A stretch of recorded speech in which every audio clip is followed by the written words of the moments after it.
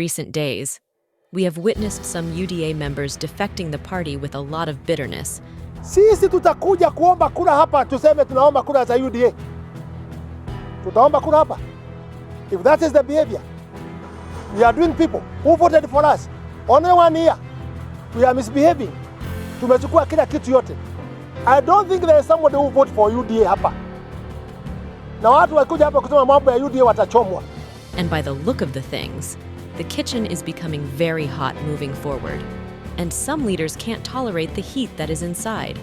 One of the leader who defected said at the top of the party, "We have cartel from one community who think that the party belonged to them." Yeah, on Friday, last Friday around 7:20 p.m. Actually, I was at the airport. I was boarding the plane to go home. I received a phone call from the president, and he told me he is under pressure from his people, those people who surround him. And I think there's a group of about 5 people from one ethnic community that believe that they should control everything around the president. And so he told me, you are opposing all the programs of the government, especially the housing levy and other things like VAT on fuel and many other things. And he told me it was not tenable for you to continue to be an official of the party when you are opposing the programs of the party. So I told him, in short, you are saying you want me to leave? He said yes. Then I told him, oh, that one I grant you. On Monday, you'll get my resignation letter. That's why you can see that brave leaders are coming out of the party guns blazing like Kimani Ngujiri, Miluka, Kabogo, Waititu, Wamuchomba, and others. The party is losing its popularity each day. But things. So what is the context here? It is a rogue regime, and it should be called what it is. Someone talked some years back about a bandit economy, but we can talk today about a gangster regime. And when you have a gangster regime, it doesn't matter that people may put on 3-piece suits, live in ornate and plush environments in suburbia, Nairobi and in other places, or drive instead of the art cars, or put on watches that are worth 10 million shillings. Nobody spends 10 million earned shillings on a watch. Nobody. It must be stolen resources. Nobody splurges the kinds of resources that you have seen in the papers today on a seat, on a chair for their office. So we are talking about a rogue regime, a kakistocracy. If we should speak like scholars, a kakistocracy, government by the worst elements of society possible. Their focus is not on the welfare of the country or on the welfare of the people. They are on a splurge ego trip mission, thinking that they are leading the good life, what I have called the 10-star good life. But what is the problem? Is it the foundation on what it was formed? Or is it that members who joined the party had their own personal interests? Now that the party could not satisfy their personal needs, they want to move away. So the president called you and he was telling you that he's getting pressure from the other officials of the party. He said, I'm getting a lot of pressure from people. Of course, I don't know whether the official of the party or the cartels around him. I'm not quite sure. This clearly shows that you and the president speak regularly. We used to before elections. But after elections, I think that was the first phone call he called me to tell me that I should perhaps be leaving the party. Okay. Yeah. But that must not be the first meeting that you held with the president since he assumed office. Yeah, that was the first phone call. We have not been communicating. In fact, communication was cut immediately he became the president. Okay. Yeah. But as a party, you have met as a party, as leadership of the party. Have you not? Since after the election. No, we meet only to come and rub stamp some things that have happened. You know, the party, we don't meet to Like the other time we met was to come and accept Malala as the SG. And we come and we are told this is the SG, these are the changes, and you are in State House. And you are told go and announce, and we go and announce. Those are the kind of meetings we've been having. There has been no meetings where the National Executive Council of the party is given something to discuss and make a decision. Okay. Decisions are made. Your work is to go and approve them. So was the president...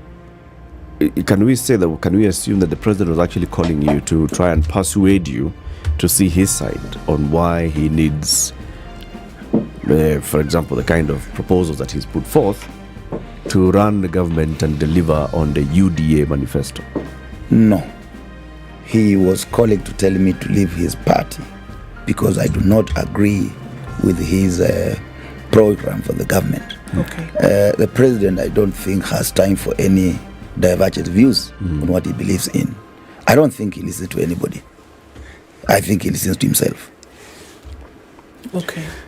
What are these issues that you do not agree with? You know, political conmanship in this country must end. And that is what we were telling people. When we were campaigning, we wrote on the issue of lowering the cost of living. And we said one of the things we are going to do was to remove the 8% on VAT. You know, petroleum products are taxed in Kenya up to around 60%. So we told the people that we remove VAT from petroleum products to lower the petroleum product, and then the net effect will be the lower the cost of living, because petroleum products affect our production in all aspects. Now today we are telling people, no, we're not going to lower, we're going to double it. Now where Uhuru left it from 8% to 16%. Or, the party has lost its support from Kenyans? On this video, we are going to look at UDA Party, its foundation, and reasons why this party may not be alive by 2027. Before we engage in more details, kindly subscribe to our channel, like this video, and turn on notification. Also, you can tell us on the comment section what you think about UDA and Kenya Kwanza. Will it last up to 2027, or Raila and Ruto will form another political coalition? Thank you so much. Now guys, let us dive in. In Kenya, they say big political parties are formed to make politicians win one election. And once they win the election, that party or coalition can't last till next election. For example, Jubilee and NASA. They did not last long, but you all know that they were big political vehicles. But one thing that is very clear is that Kenyans, hustlers, had a lot of hope. They believed Ruto was the Messiah who would liberate them from dynasties. Boda guys and Mamamboga had much hope that the party would save them from poverty, but the reality kicked in after he was sworn in. The prices of basic commodities escalated, taxes increased, and immediately hustlers started losing hope. This is the time when rain started beating Kenya Kwanza and UDA Party. We told people that we will do affordable housing programs and create employment. We never said that we are going to use workers' money to do those affordable housing. Because if we told workers that we're going to remove 3% from your salary to do housing project, then workers would not have voted for Kenya Kwanza. So we deceived them. We deceived the Kenyans. And that's why I'm saying politicians must stick to what they promise to their own people. Not when you are now in office and you start doing your own things. Me as Panyako, I will not be supporting. Let me take you back a few steps, even before, because you were here before the election, when the campaigns were in full swing, full throttle. You said a number of things. You pushed for it. Is it possible that there was deception in the offing, as you said, and then in a few short months after an election, that somebody is then able to turn completely, and you had no idea that, as you say, it was just a ruse to get people to vote for a particular government, and then after they would turn the tables? Absolutely possible that you did not know about this? In fact, is there anything you want me to add? That is the exact situation. That is what it is. This is political conmanship. I said it before. You tell somebody that you tell Kenyans, we reduce the cost of living by ensuring that VAT on fuel is removed. We will do affordable houses. You don't tell workers that we're going to get money from you. You are taxing almost everything.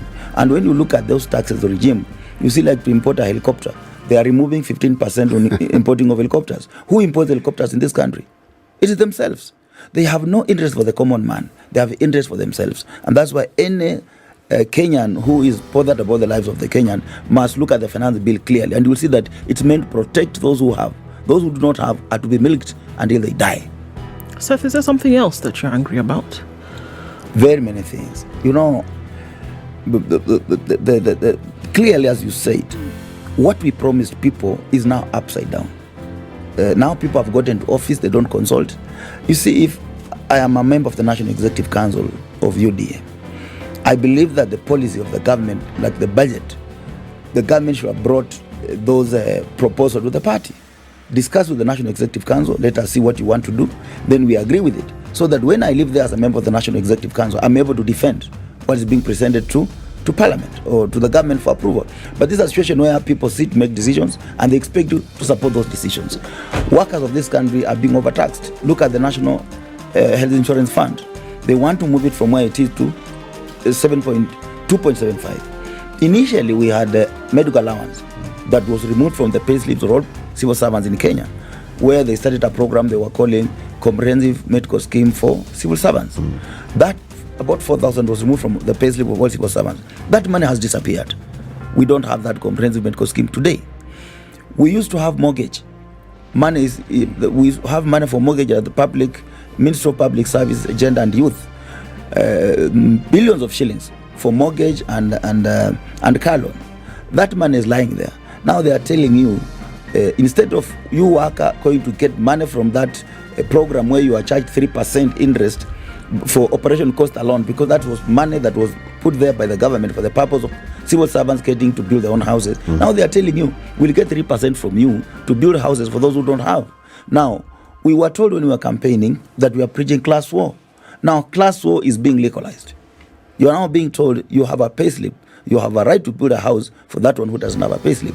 Very soon, people in the village will start saying, these people with the payslips are eating or sleeping hungry. They will come tomorrow to your house to ask you, we want to eat because of our payslip.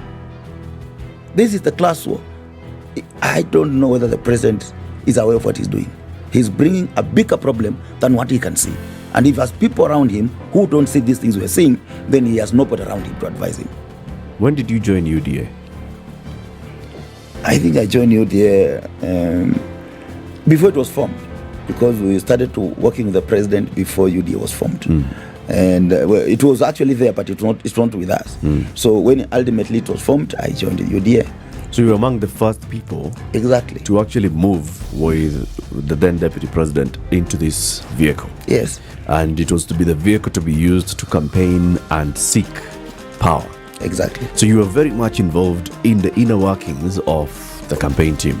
You see, to sell UDA in Kakamega was not, and generally in West Province, was not easy.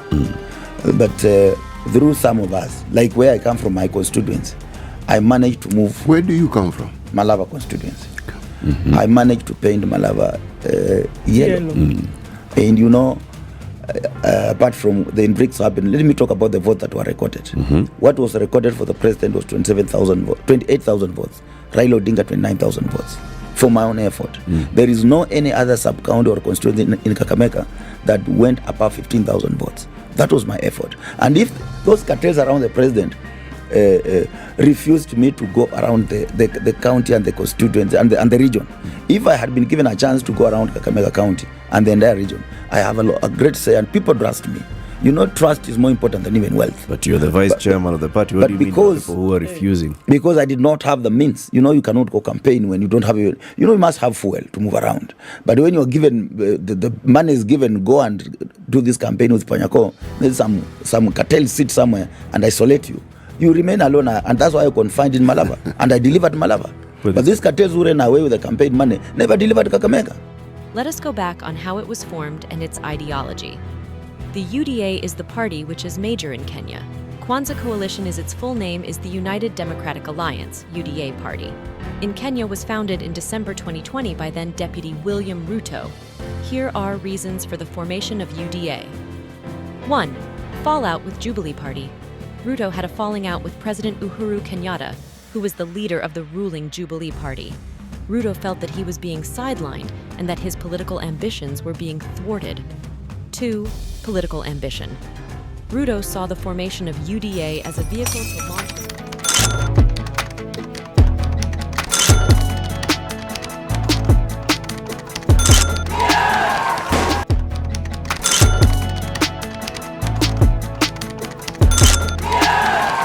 to launch his presidential bid in the 2022 general elections.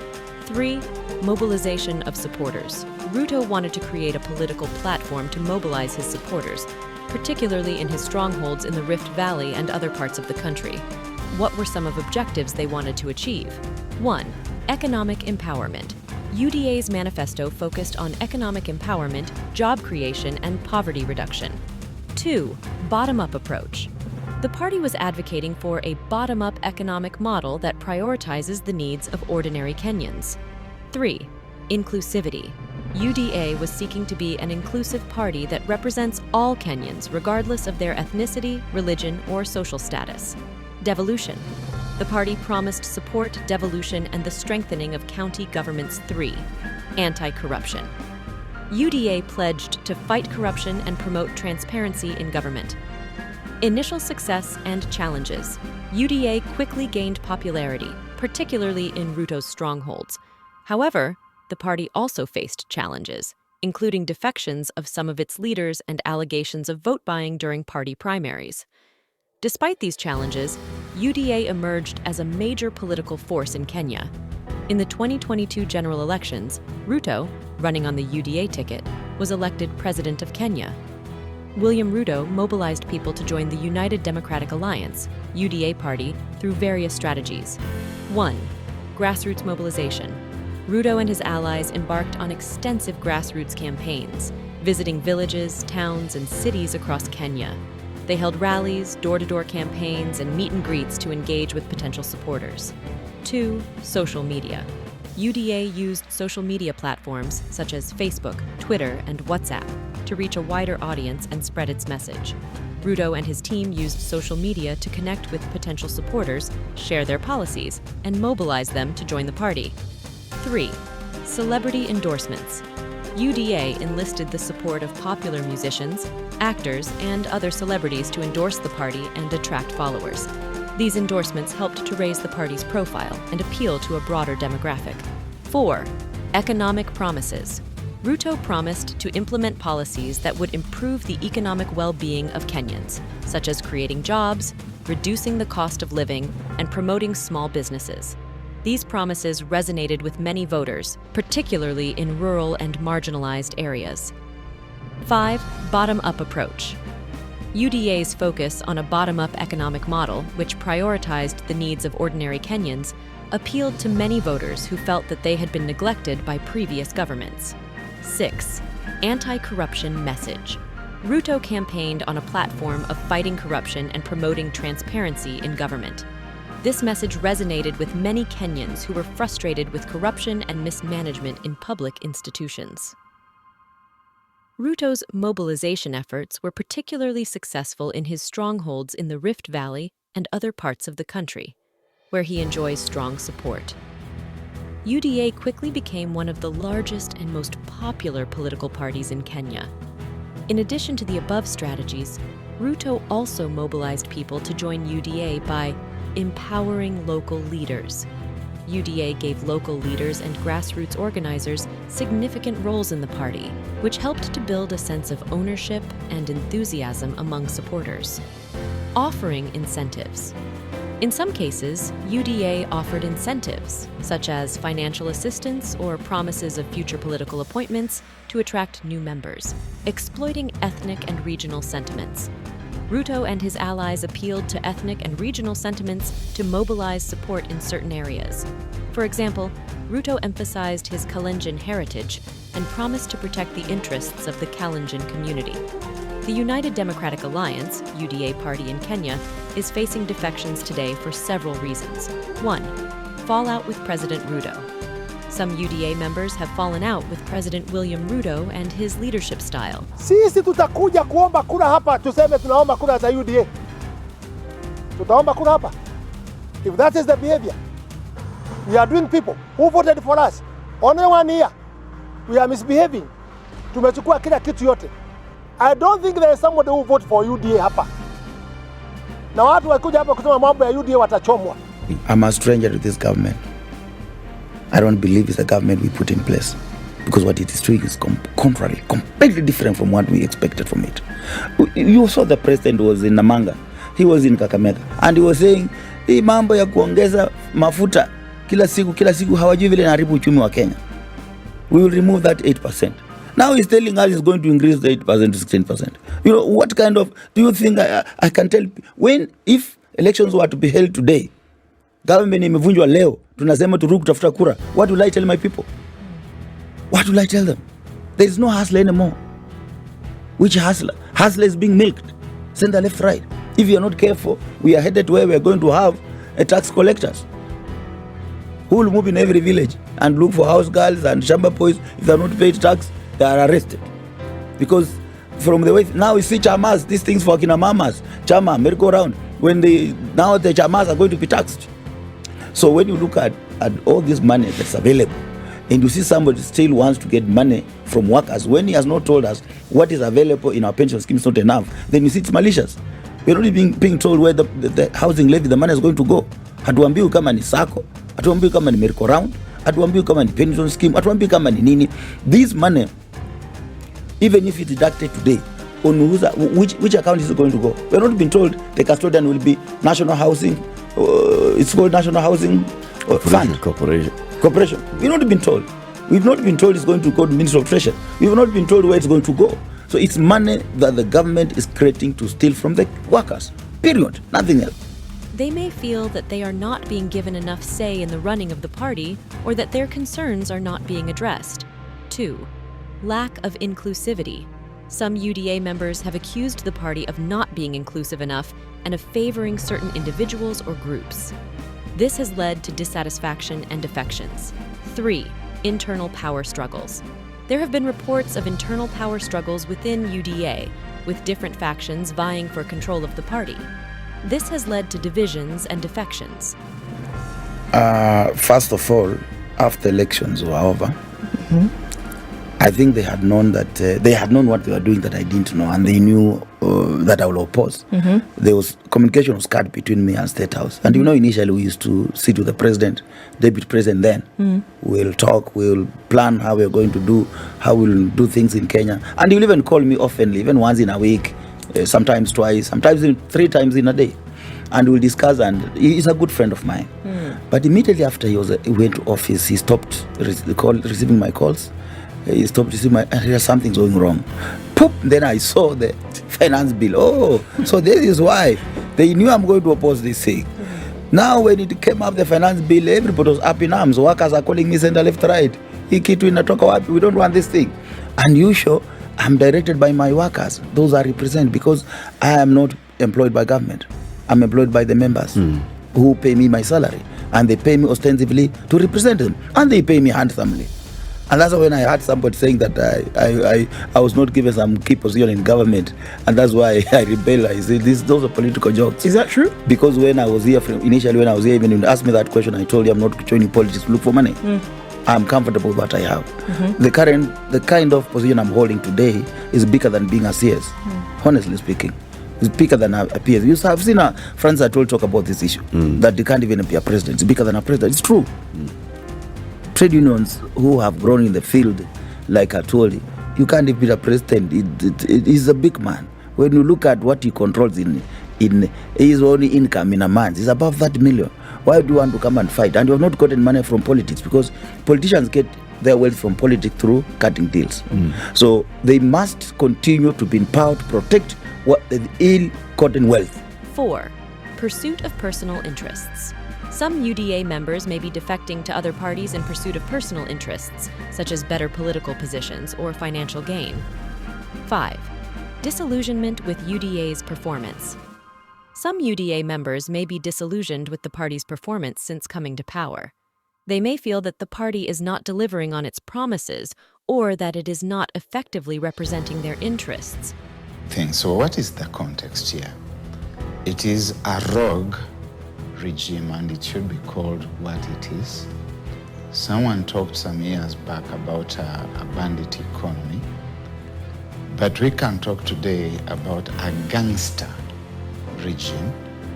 And when you have a gangster regime, it doesn't matter that people may put on three-piece suits, live in ornate and plush environments in suburbia, Nairobi and in other places, or drive instead of the art cars, or put on watches that are worth 10 million shillings. Nobody spends 10 million earned shillings on a watch.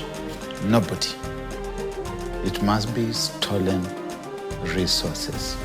Nobody splurges the kinds of resources that you have seen in the papers today on a seat, on a chair for their office. So we are talking about a rogue regime, a kakistocracy.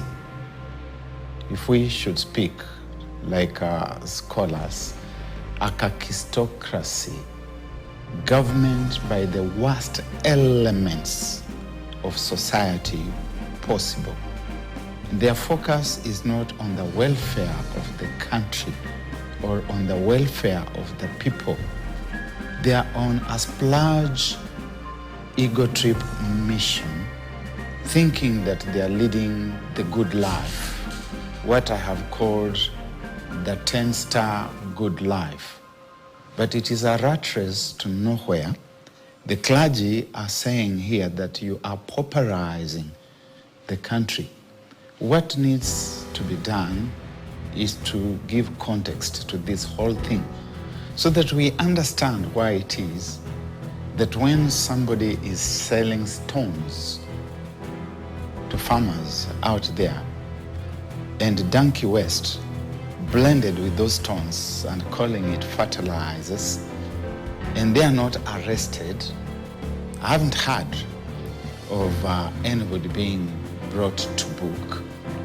It is because the entire thing is an organic system that is just functioning the way it should be. So that is where we are, and we must ask ourselves whether it's going to be possible to get out of that space or not. You see, a gangster is a gangster.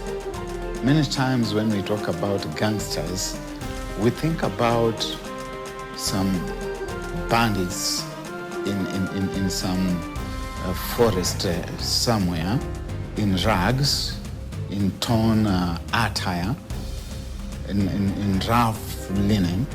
We don't think about people who look like what Amos Tutola would call complete gentlemen, who are in three-piece suits with extra pieces in their pockets, and who furnish lavish living and lifestyles.